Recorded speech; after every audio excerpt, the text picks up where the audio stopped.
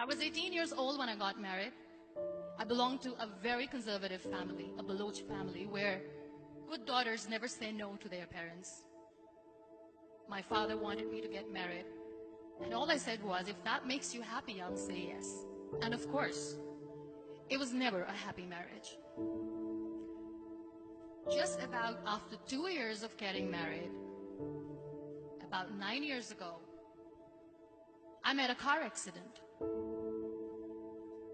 Somehow my husband fell asleep and the car fell in the ditch. He managed to jump out, saved himself. I'm happy for him. But I stayed inside the car and I sustained a lot of injuries. The list is a bit long. Radius ulna of my right arm were fractured. The wrist was fractured. Shoulder bone and collarbone were fractured. My whole rib cage got fractured. But that injury that changed me and my life completely was the spine injury. Many people came to rescue. They gave me CPR. They dragged me out of the car. And while they were dragging me out, I got the complete transection of my spinal cord. Those 2.5 months in the hospital were dreadful. I was at the verge of despair. One day, doctor came to me and he said, well, I heard that you wanted to be an artist, but you ended up being a housewife. I have a bad news for you. You won't be able to paint again. Next day, doctor came to me and said, your spine injury is so bad, you won't be able to walk again. I took a deep breath and I said, it's all right.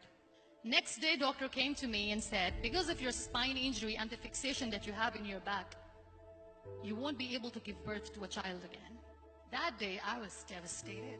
I started to question my existence. Why am I even alive?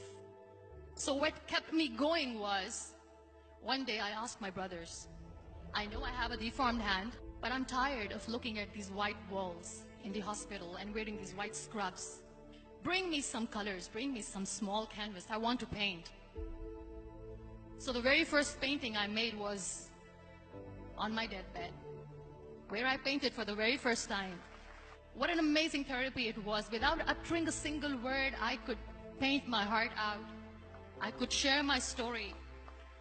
People used to come and say, what lovely painting. So much color. Nobody could see the grief in it. Only I could.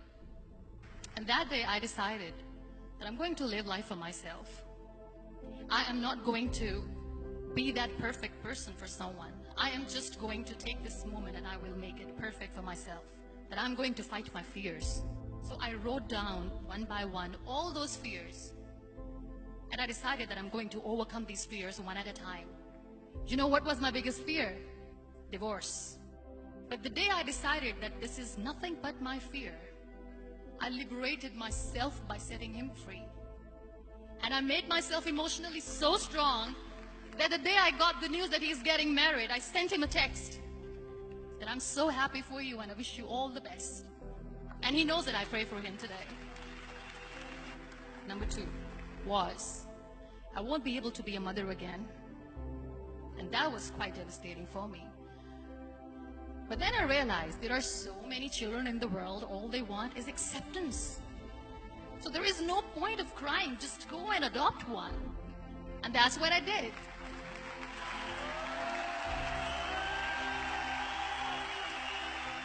I gave my name in different organizations, different orphanages, and I waited patiently.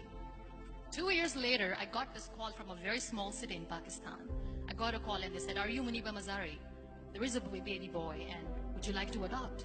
I could literally feel the labor pain. I said, yes, yes, I am going to adopt him. I am coming to take him home. And that day, Niall was 2 days old, and today he's 6. You know, when you end up being on the wheelchair, what's the most painful thing? People think that they will not be accepted by the people because we, in the world of perfect people, are imperfects. So I decided to appear more in public. I started to paint. I have done a lot of modeling campaigns. I decided that I'm going to join the national TV of Pakistan as an anchor person.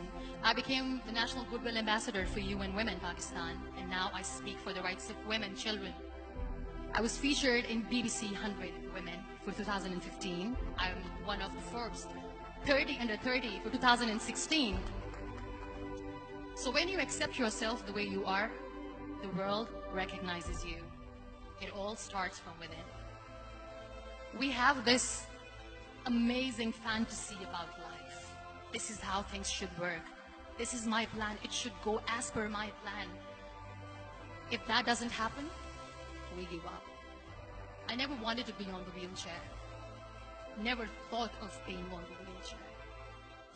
This life is a test and a trial, and tests are never supposed to be easy. So when you're expecting ease from life, and life gives you lemons, then you make the lemonade, and then do not blame life for that. It is okay to be scared. It is okay to cry. Everything is okay, but giving up should not be an option. They always say that failure is not an option. Failure should be an option, because when you fail, you get up, and then you fail, and then you get up, and that keeps you going. Embrace each and every breath that you are taking. Celebrate your life. Live it. Don't die before your death. Real happiness lies in gratitude. So be grateful, be alive, and live every moment.